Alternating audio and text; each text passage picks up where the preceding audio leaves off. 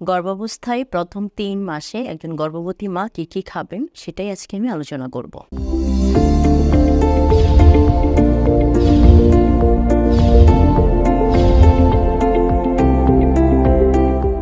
আসসালামু আলাইকুম। আমি ডক্টর রিতা তাহের।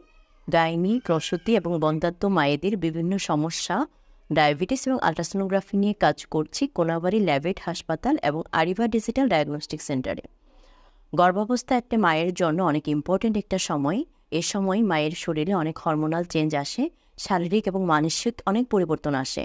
এবং যেহেতু গর্ভাবস্থায় ফার্স্টের দিকে তখন মা খুব খুশিও থাকে, আবার খুব টেনশনও থাকে। আর প্রথম ৩ মাস যেহেতু মিসক্যারেজ হয়ে যাবার একটা সম্ভাবনা থাকে, সেজন্য কিন্তু খুব ভয়ও কাজ করে। এ সময় বমি হয়, প্রচুর অ্যাসিডিটির সমস্যা, সেজন্য কিন্তু মায়েরা ঠিকমতো খাবার খেতে পারে না।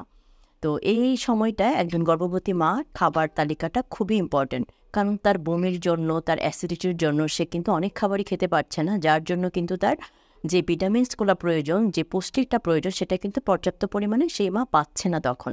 সেই জন্য একটা গর্ভবতী মায়ের প্রথম দিকে সেটাই খাবে যে খাবারটা তার খেতে ভালো লাগে, যে খাবারটা খেলে তার ভালো লাগবে এবং সে নিতে পারবে, যে খাবারটা খাওয়ার সাথে সাথেই তার বমি হয়ে যাবে, এটা যেন না থাকে।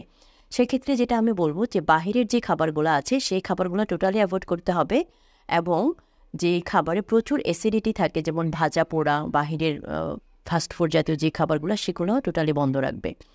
আর খাবে হচ্ছে দুধ খাবে, ডিম খাবে, আর প্রচুর শাকসবজি খাবে। সিজনাল যেই সবুজ শাকসবজিগুলো আছে সেই শাকসবজিগুলো বেশি খাবে। আর হচ্ছে যেই গ্রিন যে ভেজিটেবলসগুলো আছে এবং হচ্ছে ফ্রুটস যেগুলো আছে, সিজনাল যে ফ্রুটসগুলো, যেমন এখন কিন্তু বাজারে প্রচুর পরিমাণ আম, জাম, কাঁঠাল, লিচু এগুলো পাওয়া যাচ্ছে, মা কিন্তু সেগুলোও খাবে। আর পর্যাপ্ত পরিমাণ পানি খাবে।